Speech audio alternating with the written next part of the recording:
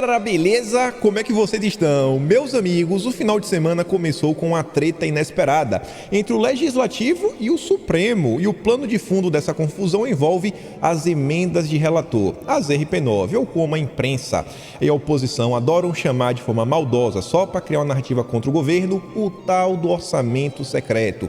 E tem muita coisa para a gente comentar sobre isso, algumas movimentações aí também da oposição que eles já estão fazendo. Sérgio Moro também ontem pega essa situação para querer falar que o governo Bolsonaro está fazendo um mensalão 2.0. Mas o que é que o governo Bolsonaro realmente está fazendo? O que é que a imprensa já noticiou no passado sobre Bolsonaro, como ele se comportou em relação dessa ideia sensacional que foram as RP9? Tem muita coisa para a gente comentar, colocar aí o trem nos trilhos, trazer um pouco aí da verdade, destruir algumas narrativas. Também tem outro assunto que envolve legislativo e judiciário, que já está dando uma certa confusão, é a PEC dos precatórios, que também temos bastantes coisas para nós falarmos hoje. E ainda, vamos falar de 2022, o Partido dos Procuradores está vindo aí com tudo, já tem 4 candidatos. Sérgio Moro, Dallagnol e mais 2. Quem são os outros 2? Vamos comentar. Vamos falar também de Bolsonaro e o Centrão mirando 2022. Lula está se encontrando aí com figurões do PSDB. Agora foi a vez de se encontrar com o ex-motorista do Marighella. E ainda vamos falar algumas coisinhas que saíram na imprensa ontem. Bolsonaro deu um passeio lá no Paraná. Tem mais umas coisinhas que eu nunca lembro de tudo. Quero comer. Tem umas coisas aí que não chega a ser fake news, mas também chega a ser uma certa manipulação da imprensa. Eu quero só mostrar aqui mais umas coisinhas que envolvem a Marília Mendonça, porque essa daqui foi tão absurda, mas tão absurda que diversas pessoas viram a esquerda, os liberais e, óbvio, a direita brasileira criticando a Folha de São Paulo por essa matéria.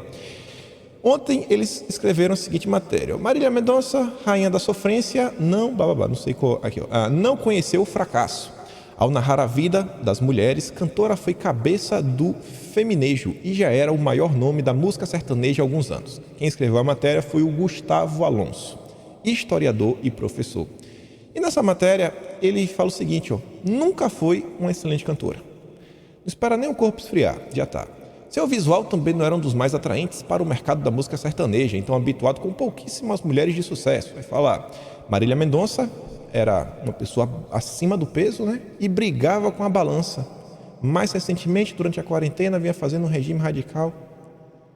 Qual a necessidade da imprensa tentar, jogar para baixo, criticar uma ídola nacional?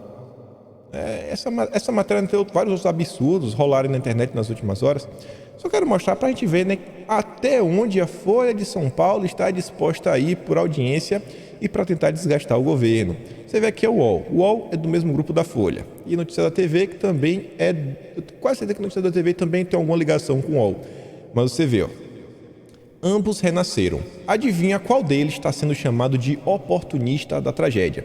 Todo mundo estava comentando sobre a questão da Marília Mendonça. O Luciano Huck, não é um cara nobre, Já Bolsonaro não, é um oportunista. Está tentando tirar vantagem do caso da Marília Mendonça. Vejam só, após morte de Marília Mendonça, Luciano Huck relembra acidente. Renasci. Meu Deus, ele relembra, sensacional. Já com Bolsonaro lamenta por filho de Marília perder mãe e cita a facada que levou. Então falando que o Bolsonaro está tirando proveito da situação. Essa manchete não é nem das piores. Olha o Brasil 247. Bolsonaro usa a morte de Marília Mendonça para falar de suposta facada em Juiz de Fora. Suposta. Nem existiu, É a facada de mentirinha. Suposta. Aí você vê, o que Bolsonaro falou foi o seguinte: o que eu mais pedi a Deus foi para não deixar a minha filha de 8 anos órfã. E agora, com a Marília e mais 4 passageiros, aconteceu esse acidente lamentável, comentou Bolsonaro. Não sou pastor e nem padre, mas, por coincidência, eu falei durante a semana que a única coisa certa nessa vida é um ponto final para todos nós. Tão jovem que faleceu. Destacou ainda durante o vídeo gravado no 5º Esquadrão da Cavalaria, em Castro, lá no Paraná. Bolsonaro só está falando, quando eu estava entre a vida e a morte, eu só pensava na minha filha. E ele usa a situação para falar, infelizmente aí, uma lástima, Marília deixou aí uma criança, 2 anos, mas não. Bolsonaro é o suposto facada, oportunista e tudo mais.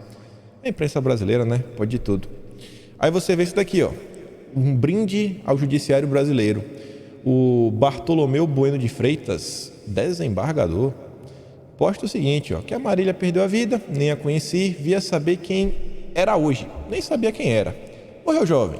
Por que, sabe, não perdem a vida essas desgraças como Bolsonaro e os filhos, Paulo Guedes, Edir Macedo e essa tropa de meliantes do governo federal? Estou começando a ficar triste com Deus. É o que o pessoal chama, né, de ódio do bem. Pode falar o que for, desejar a morte aí de quem ele não gosta. Isso daqui ninguém vai falar nada, não vai sair nota na imprensa, não vai ter... por exemplo, né, acho que o Ministério Público Federal, né, que lá a PEC 5 estava falando, né, do corregedor. Será que o corregedor do Ministério Público Federal vai abrir aqui um inquéritozinho para investigar, né, o comportamento do seu Bartolomeu? Não vai, né? Não vai. Ele não falou nada de errado. Não falou nada de errado. Só para quase fechando aqui esse negócio da imprensa, acho que na verdade a gente fecha. Só quero mostrar aqui para vocês, aconteceu lá na minha Bahia, no Bahia meio-dia. Entregador foi morto no Bariri. É a foto aqui da TV, lá em Feira de Santana, TV Subaé. Em Salvador, acho que é TV Bahia. Acho que tem que ser Salvador. Aí você vê, porque Bariri não é em feira. Você vê que está cortado. A foto original, nem vou trazer ela completa. Mas você pode ver que tem um negócio aqui, ó, preto, que ele está segurando. E isso daqui não é uma garrafa de Coca-Cola. Não é, né? Faz bang bang. Pobre coitado inocente, né? Ô, rapaz, um jovem, não fazia nada de errado. Nada de errado, né? Tei. Essa é a imprensa brasileira. E enfim, só pra gente fechar aqui e começar a falar dos assuntos um pouco mais sérios, o senador Humberto Costa demonstra, né, o que realmente é o PT, o que é a esquerda. Um grupo de pessoas que não tem nenhum pudor e nenhum compromisso com a verdade. Vale tudo para atacar Bolsonaro. Ele me pega uma foto, assim, extremamente fácil da gente ir atrás da foto. É um carro, vocês podem ver, né? Vendo o carro para comprar gasolina. E ele diz, ó, retrato do Brasil de Bolsonaro. Será mesmo? Se vocês pararem para perceber, aqui em cima do carro, que tem a primeira setinha, tem escrito ali Carfor, do lado da Ford. E ali embaixo tem uma placa que é o 6.MT99, que não parece, né, um padrão de placa brasileira. E a gente sabe que tem mais países que falam português, né? Portugal é um exemplo disso. A Elisa fala, ora, então quer dizer que o senador Humberto Costa está propagando fake news. Alguém sabe de qual país é essa placa? Será que o senador irá parar no inquérito das fake news? Bolsonaro malvadão. Isso daqui, se fosse na época de campanha, seria considerado abuso de poder econômico, abuso de poder político? Será que ia ser algo assim? Ia ser preso? Criou uma narrativa para desgastar um presidente de um fato que não aconteceu no Brasil? Como vocês podem ver, ó, a Carfor, lá essa concessionária da Ford, ela se localiza em Lisboa, Portugal, né? Quem poderia imaginar? Vale de tudo para atacar o presidente da República. Isso daqui não vai ter nada, mas a gente pode, pelo menos aqui, né, entre a gente, carimbar, que é uma grande fake news do PT. A fake news do bem. Mas vamos lá. Ontem, Sérgio Moro deu a da graça. E perceba, né, aqui sem querer, não vou querer falar, ele viu as postagens que a gente fez, o pessoal cobrando ele.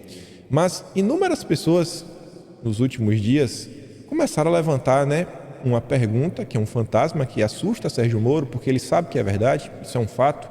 Você pesquisar na internet, qualquer crítica do Moro ao PT, nos últimos anos, assim, eu não sei de quando é, a última crítica é que o Moro teceu sobre o PT. Calado sobre o cara, não fala nada, não fala do Lula. E aí ontem, ele dá uma da graça para querer falar do mensalão. Você até colocando a pergunta, às 6h30 da manhã, Moro fala às 8h11. E Moro vem falar do tal, do orçamento secreto, que, na verdade, eu acho que é uma mentira do Sérgio Moro. Mas beleza, ele fala o seguinte, ó, a governabilidade tem que ser construída com base em projetos e princípios, e não na distribuição do orçamento da União de forma arbitrária, obscura e sem controle. Transparência com o dinheiro público evita desvios. Não queremos voltar ao tempo do mensalão. Ele está querendo falar o quê? Que as emendas, que são um recurso que está aí a própria Constituição, né, traz as emendas parlamentares. Isso é o quê? Isso é igual ao mensalão? Isso é igual ao mensalão? A única coisa que o Sérgio Moro sabe fazer é tentar criminalizar todo mundo é criminoso, só ele que presta. Aí só vai eleger 4 pessoas, né, no Brasil. Ele, Deltan e mais 2. E vejam só o seguinte, né? Hoje a gente vê que qualquer um que vem com esse discurso, qualquer um, ainda mais um cara como o Sérgio Moro, que não é um cara inocente, sabe? Um cidadão comum, um empresário, sei lá, um profissional liberal, qualquer um fazendeiro que quer se jogar na política e acha que vai conseguir, vai mudar tudo através de ideias. O cara vem me falar que governabilidade tem que ser construída com base em projetos e princípios, não na distribuição do orçamento da União de forma arbitrária, obscura e sem controle. O pessoal já chama, né, que o Brasil, como é que se fala? O presidencialismo de coalizão. Como é que ele espera obter aí na Câmara 308 votos, 54 no Senado para avançar com o que ele quiser através de ideias, de projetos? A não ser quando o seu projeto, sua ideia, né, ele aceita por uma grande parte, então ele pensa o quê? Deve pensar igual o Lula, né, igual o PT, aquelas pautas que toda a esquerda brasileira apoia, aí sim ele vai ter bastante apoio para avançar com seus projetos. Mas vamos falar um pouco dessa situação. Muito tem se comentado sobre as emendas, atacando o governo, várias pessoas jogando pedra, mas a questão assim é tão ridícula, que no fim dos dias não é que é uma narrativa, é desinformação, porque uma narrativa ainda tem que ter um fundo de verdade. O que está acontecendo agora é uma mentira do início até o fim. Estou querendo atribuir para Bolsonaro uma coisa que ele era até contrário e que ele não tem nenhuma coisa a ver. Como se Bolsonaro estivesse usando o dinheiro público de forma indevida para fazer números absurdos, quem sabe até está envolvido em corrupção. E a Sarita ontem fez essa postagem aqui falando o seguinte: sabe o tal orçamento secreto que a imprensa usa para atacar o governo? Então, Bolsonaro, ele vetou. Bolsonaro vetou a criação desse orçamento. Ué, se Bolsonaro vetou, então por que tem? Será que a Sarita está mentindo? O Congresso derrubou o veto. Ah, rapaz. Agora, uma minoria derrotada lá no Congresso usou a Rosa Weber para mudar esse resultado e a imprensa divulga mais uma vez como derrota do Bolsonaro. E eu acho que a Sarita, ela não está certa só no ponto, quando ela diz que a minoria é derrotada, porque na verdade foi o próprio pessoal que derrubou o veto que agora foi no STF. Não é que eles foram derrotados, não. E aí ela traz aqui uma postagem dela do dia 10 de maio, falando, Bolsonaro vetou a criação da emenda do relator de autoria de Elisiane Gama do Cidadania. Opa, peraí, Elisiane, aquela senadora da oposição lá da CPI, do Cidadania, partido de esquerda. E estão querendo falar que é Bolsonaro que está fazendo orçamento secreto. Tem algo muito estranho aí. Então, como a gente fala, a gente normalmente traz algumas coisas para provar, e sempre, né, o bom é trazer as matérias da grande imprensa, que é para ninguém ter nenhum tipo de dúvidas. Você vê aqui, o próprio Globo da Vera Magalhães, que se orgulhou, né, de ter botado aí uma pedra no sapato de Bolsonaro, impedido, né, mais essas manobras ilegais do governo com o orçamento secreto e tudo mais. Ele escreveu isso no Globo, e o próprio Globo, no dia 17 de março de 2021, nos informava que o Congresso derruba veto de Bolsonaro e dá mais poder a deputados e senadores sobre o orçamento. E aí você vê, a Câmara dos Deputados e o Senado derrubaram nesta quarta-feira o veto do presidente Jair Bolsonaro que impedia o uso de emendas de relator geral e emendas de comissão para destinar recursos ao orçamento. A decisão é mais um passo do Congresso no sentido de tomar as rédeas das contas públicas. Assim, deputados e senadores terão mais liberdade para alocar recursos. O veto derrubado foi feito pelo presidente Jair Bolsonaro na LDO, que estabelece regras para a reformulação do orçamento. Então, quem quer acusar Bolsonaro de estar aí, né, fazendo um maracutaias com orçamento secreto, é no mínimo um agente de desinformação. Porque assim, é a mentira mais absurda que existe. E aqui vocês podem ver, um documento oficial lá do Congresso, da senadora Elisiane Gama, falando, entendemos que o objetivo da inclusão do marcador de resultado primário RP9 para as emendas de relator poderá ampliar o protagonismo orçamentário do Congresso Nacional com o poder decisório parlamentar de indicação de parcela significativa da execução orçamentária. Nem vou ler o resto. Aqui você pode ver, o parágrafo 3º, a relação das emendas de RP9 com seus respectivos valores, órgãos e ações. Aí. Tudo discutido na Comissão Mista de Planos, Orçamentos Públicos e Fiscalização. A ideia do tal orçamento secreto vem da esquerda. Olha só, né? Olha só. e aí usam contra Bolsonaro. A imprensa é sensacional, é sensacional. Agente de desinformação. E aí, para complementar o que a Sarita trouxe, você pode ver aqui, ó, o Saul, ele traz aqui o veto de Bolsonaro, que foi derrubado por 439 votos. Por 439 votos, o veto de Bolsonaro foi derrubado no Congresso, na Câmara, e no Senado, 73 votos. Ele diz, trata-se do veto 59/2020. Um dos dispositivos vetados era esse que fazia referência às emendas de relator. Naquele dia, 17 de março de 2021, após pressão da base, o Congresso derrubou esse item e aumentou seu poder sobre o orçamento. Vejam só, né? Está lá, texto do dispositivo vetado, de relator geral do projeto de lei orçamentária anual, que promove alterações e programações constantes no projeto de lei orçamentária, ou inclusão de novas, excluídas as de ordem técnica RP9. Tá aí. Então, Bolsonaro vetou, derrubou aí. Você vê, apenas 19 pessoas votaram para manter o veto de Bolsonaro. E você vê a cara de pau o seguinte, porque o PSOL também votou fechadinho para derrubar aquilo que hoje eles chamam de farra. O pessoal que fala que é a farra, o orçamento secreto, e foi o pessoal que foi lá cutucar o STF, eles votaram para derrubar. Todo mundo aí votando não. Aí você vê aqui, cidadania, quase todo mundo votando não, menos a Paula Belmonte. No PDT, todo mundo votando não. No PSB, todo mundo votou não, com exceção do Rodrigo Coelho, que votou sim, e o Bira do Pandaré, que se absteve. Também os partidos que foram lá cutucar. E até o PT, todo mundo votou não. Todo mundo votou não. Aí você vê, a decisão de Rosa Weber foi tomada em uma ação de arguição de descumprimento de preceito fundamental, a DPF, formulada pelo PSOL e apresentada em junho deste ano. Posteriormente, os partidos Novo, Cidadania e PSB também solicitaram a suspensão da execução das emendas de relator geral. Os pedidos passaram a tramitar em conjunto no Supremo. Isso daqui só está acontecendo por causa das matérias da imprensa, né? É para dar voz à narrativa. É só para dar voz àquela narrativa que existe o orçamento, o tratoraço. Quem lembra do tratoraço? Só isso. Aí o senhor diz, esses partidos foram os mesmos que agora acionaram o STF contra as emendas de relator. E você vê aqui uma coisa que ele diz que parece que faz um certo sentido, né? Sabe por que eles fizeram isso daí? Porque eles tinham ciência de que, mesmo sendo oposição, uma parte desses recursos seria destinada a eles sem nenhum problema, como de fato aconteceu. Você vê, a oposição recebeu 4% do orçamento secreto de Bolsonaro. Foi por isso que eles derrubaram.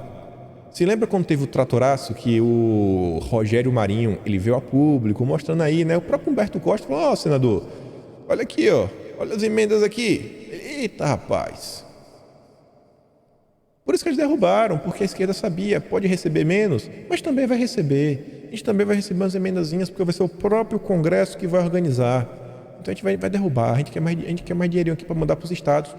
E não é boa, é só o Congresso alocando aí uma parte dos recursos públicos para reverter em obras e, projetos para a sociedade. Mas tudo que está acontecendo, vocês percebem, né? É só para criar desgaste lá para o governo.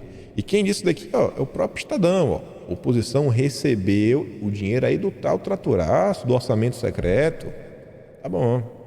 Você vê, deputados e senadores de oposição receberam 3 bilhões em verbas do Ministério do Desenvolvimento Regional. Aí você vê o seguinte, Carlos Portinho, senador, não acho que não é um senador bolsonarista nem nada, ele fala o seguinte, o tal orçamento secreto é acompanhado no portal da transparência e no Diário Oficial. Como chamar de secreto algo que está disponível? Como é que um orçamento secreto se está disponível? É igual o PEC da vingança, PEC do calote, né? O que mais que eles falam? Gabinete do ódio. É uma palavra de efeito, é uma palavra gatilho, para tentar gerar alguma emoção nas pessoas, né? Eita, orçamento secreto. E, rapaz, mensalão do Bolsonaro. As RP9, ou emendas do relator, criadas em 2019, só agora são vistas desta forma. Não foi assim em nenhum dos últimos governos. Nenhum. E a Sarita fala, né, senador Portinho, que faz oposição ao Bolsonaro em assuntos que envolvem a pandemia, esclarece que o tal orçamento secreto está devidamente divulgado no portal de transparência e que somente agora a imprensa resolveu criminalizar emendas parlamentares previstas na Constituição. E ele ainda deixou aqui um link, ele deixa um link abaixo para você consultar essas emendas. Lá o link bonitinho, você acha, no portal de transparência. Orçamento secreto presente no portal de transparência. Só que ainda tem uma coisa mais interessante. O Saul Cristos, ele foi atrás, ele faz uma pergunta. Eu não sei se realmente ele chega numa conclusão final que meio que não foi uma derrota para Bolsonaro como um todo. Também não posso falar que foi uma vitória, mas vejam só. Ele falou o seguinte: será que Bolsonaro teve uma derrota? Rosa Weber fez um favor ao governo ao suspender as tais emendas de relator. Entenda, ele acha que a Rosa Weber está ajudando. Não acho que ele está de todo errado, não. Aí você vê, Rosa Weber suspende emenda parlamentar estratégica para Bolsonaro. Essa é a manchete. Quando você olha o subtítulo, ministra do STF cita falta de transparência, decisão que atinge Congresso será analisada pelo plenário da Corte. Opa, essa decisão atinge o Congresso, não atinge Bolsonaro. E anteontem, comentei no vídeo de ontem até, o Marcelo Ramos, que é a oposição, esse daí ia ser uma posição de um nível que dá nojo, é tipo o Rodrigo Maia, dá nojo. Ele criticou o Supremo. Aí não, hein? Vocês estão invadindo outros poderes. Você vê aqui também, né? O Carlos Portinho tá insatisfeito. O Congresso está insatisfeito. E aí o Saul fala o seguinte, desde o início do governo Bolsonaro, o Congresso busca aumentar a fatia do orçamento sob seu controle. Essa é a razão das emendas de relator. Para a mídia, Bolsonaro recuou do veto que faria essas emendas. Sim, a base chiou, mas Bolsonaro deu uma solução mais sagaz. Você vê aqui, dia 19 de abril de 2021, no G1, orçamento 2021, o governo deve vetar 10,5 bilhões em emendas de relator, diz a Flávia Arruda. E falava, alvo de questionamento de órgãos de controle, essas emendas aumentam a fatia do orçamento nas mãos de parlamentares. O anúncio do Planalto de que Bolsonaro iria vetá-las desagradou parlamentares que já se organizavam para a derrubada do veto. E aí depois diz, o governo volta atrás no veto, as emendas de relator após reação da base. Mas o que foi que o Bolsonaro fez?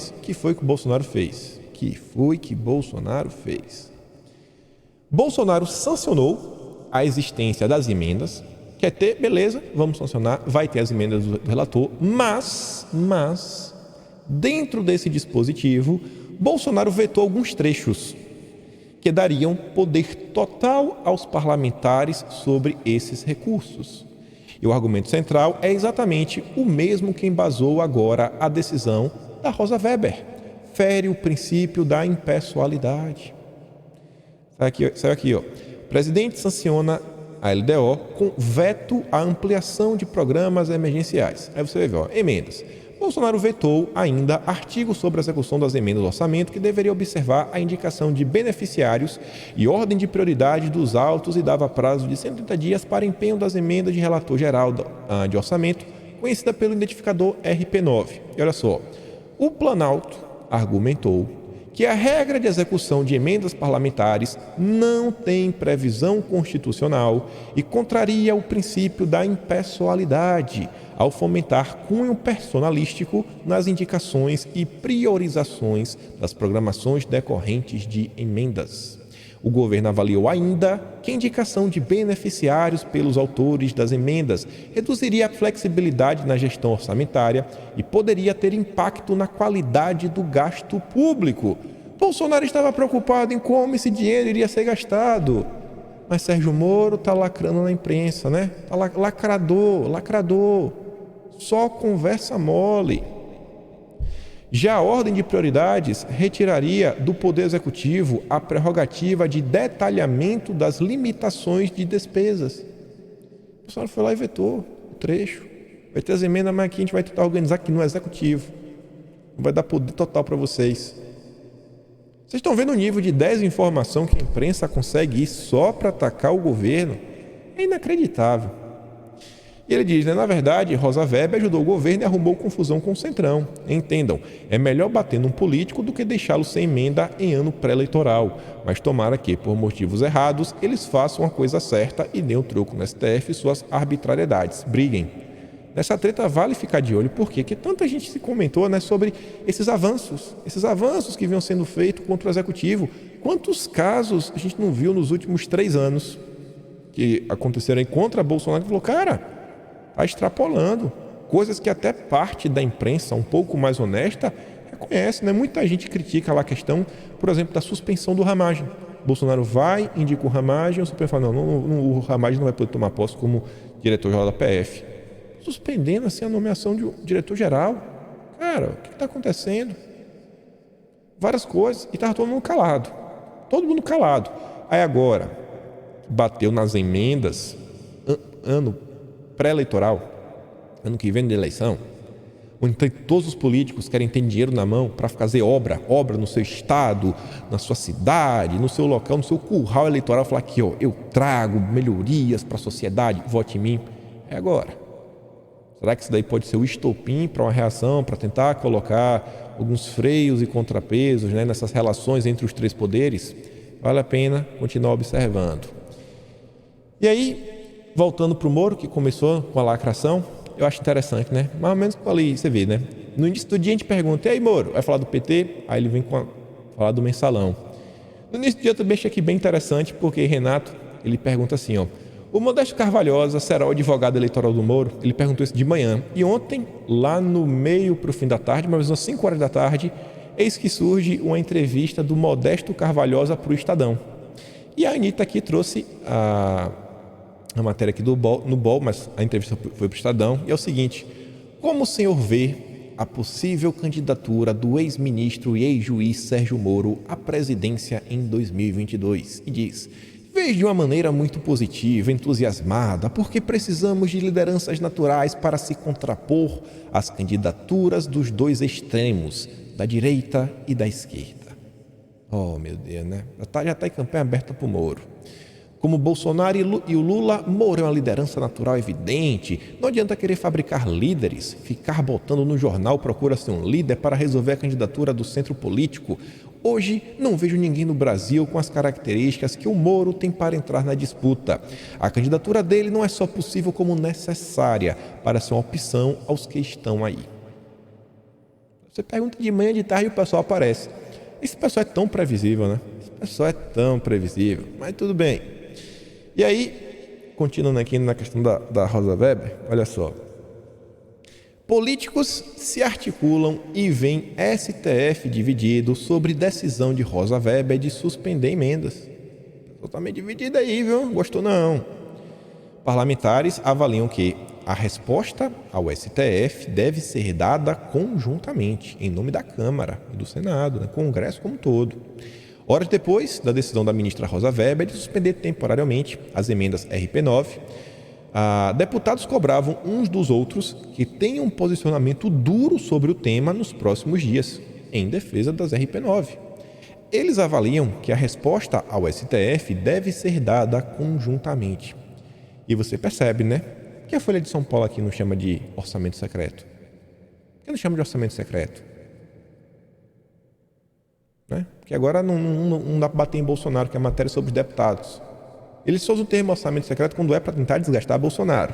Aí você vê, líderes do governo na Câmara falam em risco de crise com o STF se a decisão contra emendas não cair. Crise? Crise entre o Legislativo e o Judiciário? Meu amigo, briguem. Lideranças ligadas ao governo no Congresso dizem que a decisão liminar da Rosa Weber de suspender a execução das chamadas emendas de relator é uma interferência no Legislativo. Mas ó, ninguém chama, né? Ninguém chama de orçamento secreto. Que aqui é a briga entre Legislativo e Judiciário. Se tivesse Bolsonaro na matéria, aí ia falar, ó, orçamento secreto. Se fosse o governo reclamando, se fosse Bolsonaro pedindo para derrubar, aí seria orçamento secreto. E a manchete é assim: Bolsonaro vai recorrer para Rosa Weber, sei lá, desistir de derrubar o orçamento secreto. Seria mais ou menos isso daí. Medida assusta, jurista e tudo mais. Veja o que especialistas estão falando, né? Parece, não, o Bolsonaro aqui, né, ele está fugindo da transparência para o gasto público, a gente fica muito preocupado, e vai ter um mensalão de novo. Eles afirmam esperar que a medida seja derrubada no plenário da Corte. Caso não caiam, dizem, uma crise institucional deve se impor. O entendimento dos parlamentares é o de que as emendas estão relacionadas a interesses de grande número de deputados que vão se unir contra o bloqueio. Parece que está chegando a hora aí, né, de uma reação do Legislativo. E um tema similar, que também está dando aí confusão, é a PEC dos precatórios. Você vê, ó, a PEC dos precatórios ainda não tem no Senado votos suficientes para ser aprovada. O placar, embora desfavorável ao governo, preocupa a oposição. A PEC dos precatórios ainda não tem no Senado os votos suficientes para ser aprovada, caso passe pelo escrutínio da Câmara dos Deputados. De acordo com o levantamento feito por líderes da oposição, pelo menos 35 parlamentares votariam hoje contra a proposta de Jair Bolsonaro e 46 a favor. Se eu não me engano, são 54 no Senado, né? 2/3 para você conseguir aprovação. Não é isso? Espera aí. 1/3 seria 27, 2/3 seriam 54. É isso aí. Sobre essa PEC dos precatórios, algumas coisas interessantes, algumas informações que não tínhamos. O Cláudio Humberto fala o seguinte: só os pobres, só o povo pobre, humilde, miserável, não tem lobby na batalha contra a PEC, né? A guerra contra a PEC dos precatórios uniu o poderoso lobby dos banqueiros, e é aqui que eu achei interessante, donos de 70% dos precatórios de 90 bilhões a serem parcelados, e o consórcio de mídia de oposição e políticos, idem. Quer dizer, então, que 70% aí desse dinheiro pode ser aí ligado aos banqueiros e tá todo mundo dando esse chilique. Tem gente na base até falando que vai ser o pequeno, que não vai receber nada e tudo mais. Sendo que a PEC previa, né, pagamento, assim, para quem tem dívidas pequenas, 60 e poucos mil, ela vai pagar tudo agora nesse primeiro lote. Vai pagar tudo. Dívidas pequenas, pagar. E dívidas maiores, vai parcelar. A CETA diz: os milionários usam a máquina de propaganda contra os pobres. Esse é o resumo do lobby contra a PEC dos precatórios. Aí você vê que interessante aqui também, né? Rodrigo Maia, funcionário do Dória, né? Ele estava afastado da Câmara, ele acionou o STF contra a PEC dos precatórios, contra o Lira, na verdade. Tá lá, ó. A Elisa diz: o secretário de Projetos e Ações do Governo de São Paulo está entrando com mandado de segurança no STF para barrar a PEC dos precatórios. Isso não faz muito sentido, né? Enquanto isso, Dória foge do assunto em público porque tem as prévias pela frente. Saudade da caneta que te ajudava a atrasar o Brasil, né, Rodrigo Maia? E você vê lá, ó, Rodrigo Maia entra com ação no STF para barrar a PEC dos precatórios e acusa o Arthur Lira de abuso de poder ao manobrar votação, porque ele liberou que pessoas votassem remotamente. E o antagonista mesmo diz: Dória se esquiva de perguntas sobre apoio do PSDB à PEC do calote. O antagonista sempre tem que tentar distorcer, né? PEC do calote. Até o Estadão tem um pouco mais de honra. PEC dos precatórios. O importante é manter a narrativa. Novamente os liberais tucanos lado a lado com os comunistas. Alessandro Molon, Fernanda Melchior do PSOL, Kim Kataguiri do DEM, Marcelo Freixo do PSB, que era do PSOL, Vanderlei Macris do PSDB de São Paulo e Joyce Hasselmann, todos unidos. Você vê, deputados pedem que o STF anule rito de votação da PEC dos precatórios. É derrubar o primeiro turno. Não, derruba isso aí, tem que derrubar. Kim Kataguiri, Joyce, PSOL. O MBL, o pessoal é a mesma coisa. O MBL queria subir no carro de som com o PT nas manifestações. E o PT que não quis, falou que o MBL não tem vez. Veja só, né? Veja só. E ainda sobre os precatórios, para botar aí mais lenha na fogueira, a Rosa Weber deu 24 horas para o Lira explicar votação da PEC dos precatórios. Tem que explicar aí, viu, Lira, que votação foi essa daí, que você fez, que você deixou de fazer, por que você deixou as pessoas votarem de forma remota. Dá confusão, viu? O pessoal aí também, o pessoal parece que gosta de uma confusão. Enfim, eu acho que essa matéria aqui desenha bem porque a oposição está tão nervosa por causa da PEC dos precatórios, né? Votos do PDT e PSB deram a Bolsonaro cheque em branco para a reeleição. Tá todo mundo falando, né? Essa PEC aí, meu amigo, vai reeleger Bolsonaro. Não pode. Não pode. Não é, a preocupação desse pessoal não é a economia, não é o teto, não é o que os investidores vão achar do Brasil, sabe? Não é se o pobre vai melhorar, vai piorar, se vai ter inflação. Não estou nem aí para isso. A preocupação dessa gente é o seguinte: isso vai ajudar Bolsonaro a se reeleger? Vai, então eu sou contra. Vai ajudar Bolsonaro a se reeleger?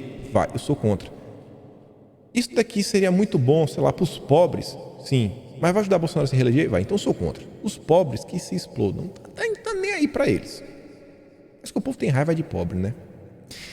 E saiu uma matéria bem interessante, a gente já mudando aqui um pouco para falar de eleição, focando mais em eleição, que envolve a PEC dos precatórios e algumas coisas que nós discutíamos nos últimos dias. Todo mundo já vem vendo, o próprio Bolsonaro avisou que tem 3 partidos que ele está aí na mira. Os 2 principais que ele já vinha comentando eram o PP e o PL. Esses 2, para mim, é certeza que estarão no rol aí, né, dos partidos aliados de Bolsonaro. Essa aliança aí que o Bolsonaro vai formar, com certeza vai ter PP e PL. E a gente viu, ao longo aí dos últimos anos, ficou aqui um pouco fora de esquadro, mas tá de boa, o governo, né, trazendo algumas pessoas do famoso aí Centrão para perto, em alguns cargos, ministros, todos do Centrão, muita coisa acontecendo, muita gente cobrando. E vejam só como algumas coisas começam a se encaixar nesse momento. Ó. O dia em que Jair Bolsonaro deu um pito em Lira e Ciro Nogueira. O Lira aí recebeu apoio do governo para se eleger como presidente da Câmara. O Ciro Nogueira é ministro da Casa Civil. E vejam só, de acordo com fontes do Palácio do Planalto, o presidente chegou irritado de sua viagem à Itália e distribuiu pitos entre os aliados pelo que chamou de traição por parte do chefe da Casa Civil, do presidente da Câmara e de aliados como Ricardo Barros, líder do governo, e Valdemar Costa Neto, dono do PL. Gostei. Já saiu batendo todo mundo. Bolsonaro disse à fonte, afirmou que entregou tudo o que lhe foi pedido e disse o que não entregue é porque há divergências dentro da própria base. O presidente citou cargos, listou obras inauguradas e até declarações de apoio, como as que fez recentemente com Ciro Nogueira no Piauí e lá com Lira no Alagoas. O presidente reclamou até das liberações que determinara fazer para as emendas RP9, alvo de críticas de seus apoiadores. De acordo com fontes, Bolsonaro foi bem contundente ao dizer que não queria mais ouvir sobre qualquer dificuldade de se resolver o problema dos precatórios, que na sua visão era dele, mas também dos deputados. Eu não quero nem mais ouvir, resolve. E aí, Lira repassou o pito nos aliados, a quem ameaçou fechar a torneira das emendas. Ciro Nogueira cobrou de lideranças partidárias e pediu que orientassem seus filiados. Ricardo Barros dedicou-se ao trabalho de ouvir individualmente os interesses dos deputados em complemento ao trabalho de Lira, e até presidente de partidos como Valdemar da Costa Neto, conforme informou o bastidor ontem, entrou em campo. Valdemar fez todo mundo do PL estar em Brasília. Só faltou uma pessoa, se não me engano, são 43, 42 estavam lá. Isso daqui, o que tem mais interessante isso aqui? Tá, beleza, aí agora, finalmente o Centrão vai ajudar o governo? Não é isso aí, agora o Centrão vai fazer tudo que o Bolsonaro quer. Não é isso. Isso aqui tem que olhar no âmbito das coisas que estão acontecendo, né? Dessas coisas, os acenos que o Bolsonaro já fez no passado, e tem que lembrar que Bolsonaro está para decidir um partido. Por mais que esse pessoal ache que eles, eu sou bom demais, eu não preciso de você, Bolsonaro, eles sabem que Bolsonaro soma. Eles sabem que o partido que Bolsonaro for, o partido vai crescer, vai ter mais fundo partidário, vai ter mais dinheiro, é o que eles adoram. Então, se eles querem Bolsonaro no partido, eles vão ter que começar a se esforçar. Então você vê o empenho exaustivo aí do Valdemar Costa Neto, representando o PL, que quer trazer Bolsonaro. Um empenho grande aí, né, finalmente, do Lira, do Ciro Nogueira, do Ricardo Barros, que é para ver se Bolsonaro vai para o PP. Talvez Bolsonaro mantenha aí, né, esse namoro em banho-maria para ver se esse pessoal começa a trabalhar de forma mais empenhada. Vale a pena ficar olhando aí o desdobramento dessas movimentações. E ainda sobre Bolsonaro em 2022, o pessoal que aposta aí que Bolsonaro está derretendo, e esse derretimento de Bolsonaro nas pesquisas tem uma coisa bem interessante para a gente comentar daqui a pouco. Você vê, né? Maioria do União Brasil admite apoio a Bolsonaro em 2022. Levantamento do Estadão mostra que 56 de 88 parlamentares não descartam alinhamento. Futura sigla é resultado da fusão entre o DEM e o PSL. A maioria dos parlamentares do União Brasil, resultado da fusão entre o DEM e o PSL, não descarta um alinhamento eleitoral com o presidente Jair Bolsonaro em 2022. O levantamento do Estadão, com 88 deputados e senadores da nova sigla, mostra que 56 defendem o apoio ou admitem que podem apoiar a reeleição de Bolsonaro. Nesse novo partido, que é DEM e PSL, de 88 deputados e senadores, 56 defendem, ou admitem que podem apoiar a reeleição de Bolsonaro. Apenas 5 disseram descartar a possibilidade, deve ser a Joyce, o delegado Valdir, Júnior Bozella, Daiane Pimentel e Juliana Lemos. 5, que de jeito nenhum. Os demais não quiseram se posicionar. A fusão foi aprovada pelas duas siglas em setembro, mas ainda depende de aval do Tribunal Superior Eleitoral. O pessoal sabe, cara, na boa, gente, na boa. Sérgio Moro, ele não vai ser eleito presidente. É zero chance. As pessoas sabem disso. Pode aí ficar, a não ser que as pesquisas assim subam de um jeito, mas ninguém acredita. O pessoal sabe, Moro vai desistir, Moro vai ir para o Senado. A disputa vai ficar entre Lula e Bolsonaro. Ou você é Lula ou você é Bolsonaro, irmão. Então, mas tem muita gente apoiando o Bolsonaro, porque apoiar o Lula. E o Lula, ele está numa falsa sensação, de estrelismo, porque a imprensa está calada sobre ele e o Lula sequer botou o pé na rua. Imagina, quando o Lula começar a rodar o Brasil e começar a rolar os vídeos dos seguranças do Lula, bastante truculento, afastando pessoas que estão vaiando o Lula, sabe, o Lula sendo vaiado em aeroportos, tendo que chegar de jatinho particular em todos os locais, porque se o povo encontrar, vai chamar de diversas coisas. Vai ter que escolher, ou é Bolsonaro ou é Lula. Os dois não dá. E Sérgio Moro não é candidato. Esquece o pessoal todo. Ainda sobre o senhor Sérgio Moro, a gente falou agora aqui, do Partido dos Lavajatistas, Partido dos Procuradores. Olha que matéria sensacional. Até onde vai a hipocrisia dessa gente? O Podemos, o partido de Sérgio Moro, quer barrar candidatos enrolados. Opa! Então aí, atualmente, dos 19 parlamentares que o Podemos tem, 10 têm treta ou tiveram treta com a justiça. Então eles vão todos ser mandados embora. Não é bem assim. Mas medida não servirá para já filiados. Se você já é filiado no Podemos, tem mil e um problemas com a justiça, não tem problema. Essa medida aqui é só para os novos filiados. É muita cara de pau, não é? Já está admitindo que se o corrupto, o ladrão, alguma coisa que já tiver filiado no partido, ele pode continuar, pode ser reeleito, pode se candidatar, quem sabe.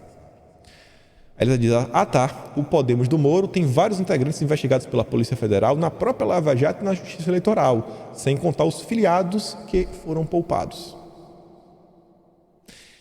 E aí vejam só, o Moro que prega aí, a moralidade, os bons costumes, o combate à corrupção, os desmandos do governo Bolsonaro. Olha a cara de pau. Carluxo aqui traz duas matérias, uma do Moro, uma do Deltan, e diz, substitua os nomes e veja a mágica acontecer. Primeira sobre o Deltan. Auxílio moradia, mesmo tendo imóvel próprio em Curitiba. Ao todo, o procurador e coordenador da Força Tarefa da Lava Jato embolsa R$ 6.659,73 em benefícios. Eu tenho certeza que vocês, vários de vocês, talvez a maioria, sonha com um salário de R$ 6.659. Rapaz, um salário bom, bonzinho, Dá para fazer uma fezinha. Esse Brasil aí que a maioria das nossas pessoas sobrevive de salário mínimo. Só o auxílio, só de benefício, E você vê, mesmo com imóvel próprio, Sérgio Moro recebe R$ 4.300 de auxílio moradia. Esses são os paladinos da justiça, dos bons costumes, que combatem a corrupção. É muita cara de pau, é muito cara de pau. Outra coisa aqui também que eu não acho que o Moro quer como vice, o que o Moro está buscando é apoio político. Moro deve vir candidato ao Senado. Enquanto senador, é apenas uma única vaga. Quanto menos pessoas tiver para concorrer e quanto mais pessoas estiver ajudando, chancelando a candidatura dele, melhor. E aí você vê, a vice dos sonhos de Sérgio Moro. Quem é? Simone Tebet. Moro não quer Simone Tebet, não esquece isso. O que Moro quer é se aproximar do MDB. Resta saber aí, né, se esse encontro vai acontecer, vai ser sensacional. A gente vê o Renan Calheiros e o Moro de mãos dadas. O Renan odeia o Moro, né, mas nunca se sabe. Renan aí fez um acordão no passado aí com o Mainardi, o principal assessor de comunicação do Sérgio Moro, lá no antagonista, então tudo é possível. Vale a pena a gente esperar os desdobramentos. Olha lá, o ex-juiz Sérgio Moro, que vai se filiar ao Podemos na próxima semana, anunciar sua intenção de disputar a presidência da República em 2022, cultiva uma espécie de vice dos sonhos, por afinidades ideológicas, formação acadêmica parecida e pelo que considera a seriedade da parlamentar, o ex-ministro disse a interlocutores que o nome ideal para disputar a vice-presidência em sua chapa é o da senadora Simone Tebet. E aí, temos agora o quarto integrante do Partido dos Procuradores, Partido da Lava Jato, o Lima. Também escreve aí, né, no Antagonista há um bom tempo, no grupo Antagonista. Conhece o Moro, trabalhou também com o Moro ativamente desde o caso do Banestado. Em vários vazamentos lá da Intercept sensacionais ele aparece em conversas com o Deltan. Aquele clássico que eu mostro várias vezes em vídeo, né? O Deltan pergunta, o Boquinha, Boquita, né, que é o apelido que o pessoal chama ele, Boquita, o Dantas tá perguntando aí quem a gente vai querer apoiar lá para PGR, o nome aí para o antagonista começar a ajudar, né, a entrar em campo. Aí no final ele diz, né, o Mário e o Nicolau, que é o Mário Bonsaglia e o Nicolau Dino, o irmão do Flávio Dino. E você vê, gente, sabe qual é o grande problema disso aqui tudo? Falar para vocês, o grande problema, esse pessoal, eles estão destruindo o combate à corrupção. Estou falando sério. A Operação Lava Jato, que é diferente do lavajatismo, trouxe benefícios, trouxe bons frutos para o Brasil. Esse tipo de ação, esse tipo de posicionamento, de movimentação, só faz dar munição para o PT, para a esquerda, para quem passou a mão onde não devia passar. Falar aí, ó, a gente era inocente, nós éramos inocentes. Esse pessoal aí da Lava Jato estava perseguindo a gente. A gente era inocente. Foi uma perseguição midiática para eles se elegerem políticos. É isso que esse pessoal está fazendo, validando o discurso do Renan Calheiros, validando o discurso do Lula. Cara, é inacreditável. Só faz atrapalhar. Aí você já tem o Rodrigo Janot, já está em conversa, dizem que pode sair como senador em Minas Gerais. O Boquita, as conversas aí dizem que estão avançadas com o Podemos, deve sair como deputado lá no Paraná. O Deltinha e Sérgio Moro. 4. Quem vai ser o próximo aí? Paludo? Vai chamar também até os delegados, né, que participaram. Daqui a pouco vem o Hugo Romário, Eric Camarena, vai ser todo mundo. O Castor, né? Então a gente vai, né? O Grilo, que estava lá, que pediu a pista lá no final do depoimento do Moro. Ai, Márcio Anselmo, Rosa, vai todo mundo aí entrar na política também? É o Partido Lava Jato, pronto. Vai até criar um nome bonito aí, sensacional. Só estão validando a narrativa da extrema esquerda. Que o que eles fizeram, os frutos, os bons frutos que eles tiveram, não foi verdade. Foi só para perseguir o PT. Foi só para perseguir o Lula. Outra coisa que eu achei sensacional, né? Gente, Moro não é candidato. Assim, eu acho que nos próximos dias, nos próximos meses, semanas, eu acho que até o Moro pode dar uma subida, pode ter assim, um certo incremento aí nos números das pesquisas, beleza, mas não vai ser candidato, não vai. E o pessoal que é mais esperto já notou isso. O Diogo Mainardi trouxe aí para o Brasil, né, ele, enquanto assessor de comunicação do Moro, contou para o Brasil que o Pércio Arida seria o economista do Moro. O Pércio Arida falou, mano, tira meu nome de tua boca. Mainardi, tira o meu nome de tua boca. Pércio Arida nega estar assessorando Sérgio Moro com propostas econômicas. Olha lá, ó. O economista Pércio Arida negou ter sido convidado por Sérgio Moro para assessorá-lo com propostas econômicas de campanha. A notícia é que Arida faria parte da equipe circulou na sexta-feira em blogs, sites e nas redes sociais, junto com outros nomes de pessoas que comporiam o time de assessores de Moro para 2022. E aí, gente, sentiu ou não sentiu? Acho que era até capaz de estar, né, assessorando. Só que a partir do momento que todo mundo mostrou quem era o Pércio Arida, ex-economista do Alckmin, advogando aí, no passado era um crítico do teto de gastos. Aí eu falei, olha, com o Moro, rapaz, tá pegando mal, viu? Grande parte do mercado financeiro também não gosta do Moro, isso a gente comenta outro dia. Moro aí, quem chancela o Moro são os grandes bancos, né? Aqueles que a Lava Jato nunca foi atrás. Nunca. Como é que você faz grandes quantias de pagamento? Foi em dinheiro em espécie? Não foi em dinheiro em espécie, né? Como que aconteceu no Lava Jato? Não foi dinheiro em espécie. São transferências bancárias. E o Moro nunca foi para cima de nenhum banco. Mas isso é uma conversa para a gente ter no futuro. E aí, vejam só. Se o PSDB está negando, que está com o Moro, tem gente que está assumindo que está fechado já com Lula. Lula faz reuniões e se aproxima de políticos da velha guarda do PSDB.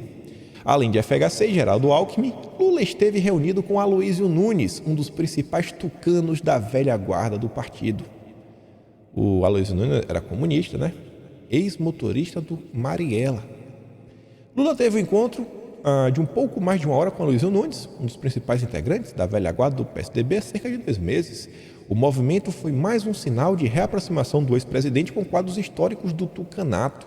O petista já teve, né, com Fernando Henrique Cardoso em maio, também teve com Geraldo Alckmin recentemente, que está aí brigando com o Pacheco agora para ver quem que vai ser o vice do Lula, Alckmin ou Pacheco. A reunião com Aloysio ocorreu no escritório do advogado Cristiano Zanin, o que defende o Lula, né? Zanin procurou Aloysio e disse que Lula gostaria de ter uma conversa para restabelecer o contato. Isso aqui eu falei uma vez para você, né, sobre como é que funciona Brasília. Eu só falei isso aqui uma vez só. As casas em Brasília, os escritórios de advocacia, a maior parte do tempo, esses grandes escritórios funcionam em casas. Muitas vezes assim com um jeito, assim com entradas que os carros entram, você não sabe nem quem está saindo do carro. Às vezes as pessoas até moram nessas casas, mas a parte do escritório é completamente deslocada. Você ter uma casa em Brasília é assim algo importante se você quer fazer política.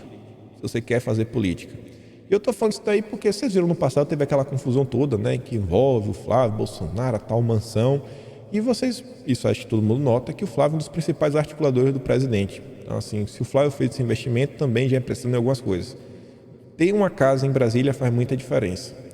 Aloysio afirmou que o encontro serviu para que eles se aproximassem. Falamos do passado, vivemos muitas coisas juntos. Embora separados politicamente, Lula é um personagem importante que está contra o Bolsonaro. Ex-ministro das Relações Exteriores, Aloysio foi candidato à vice-presidência na chapa de Aécio Neves em 2014. Ele assegurou que a reunião com Lula não foi pensada para discutir costuras políticas para 2022. Não foi não, né? Não foi nada. Lula estava só com saudade. Estava com saudade do Aloysio. E olha aqui na matéria interessantíssima que o Cláudio Humberto trouxe. Pesquisas ajustam números para evitar vexame. Entenda a jogada. Opa, peraí. Realmente a gente vem vendo, né, que as pesquisas nos últimos dias vem diminuir um pouco aí a diferença. Algumas pesquisas que mostravam o Lula com mais de 20% de distância de Bolsonaro, 20 pontos na frente. E o Cláudio Humberto revela o seguinte: a menos que os eleitores supostamente entrevistados estejam fora da casinha, é no mínimo estranho que institutos agora divulguem pesquisas que mostrem redução súbita da diferença de intenção de votos entre o Lula e Jair Bolsonaro, como se estivessem cartelizados em consórcio. À exceção do Paraná Pesquisas, os institutos apontavam o Lula na frente com 10 até quase 20 pontos de vantagem, mas agora essa diferença cai para 4 ou 5 pontos de vantagem. É o temor de passar em vergonha em janeiro. Em janeiro, por quê? O que é que tem de diferente a partir de janeiro? Veja só. A partir de 1º de janeiro do ano da eleição, as pesquisas devem constar do sistema de registro de pesquisas eleitorais. Nesse registro, o Instituto é obrigado a entregar cadernos de pesquisa e toda a documentação que comprova os seus percentuais. Então, assim, você tem que demonstrar algumas coisas, né, para justificar os números. Então, por mais que a gente fique naquela, já rolam uns vídeos assim de entrevista nas ruas, que a gente questiona muito, né, bem tendenciosa, mas tem um pouco mais de critério do que as pesquisas que vêm sendo feitas até então. Parece que o Lula está desidratando de novo, né? Parece que tudo aí é a imprensa utilizando as pesquisas como narrativa para mostrar que o Lula está forte, líder nato, vence no primeiro turno. E sobre eleições, só aqui um aviso da Folha de São Paulo: Alexandre de Moraes deverá usar poderes do STF contra fake news nas eleições. A declaração reforçou as informações dos bastidores de que o magistrado não pretende encerrar antes do ano que vem os inquéritos dos quais é relator e que miram o presidente Jair Bolsonaro e seus aliados. Ano que vem vai ser um ano que o bicho vai pegar. Isso aqui vai dar tempo de falar? Isso aqui dá tempo de falar mas vejam só. Ontem teve uma treta, e eu não vou querer entrar na treta em si, mas fazer um comentário sobre os próximos meses. Ontem teve um cara aí que é o Rica Perrone, ele é um comentarista de futebol, briga aí com o Felipe Neto vez ou outra, é um cara à direita, não é bolsonarista, mas é um cara à direita.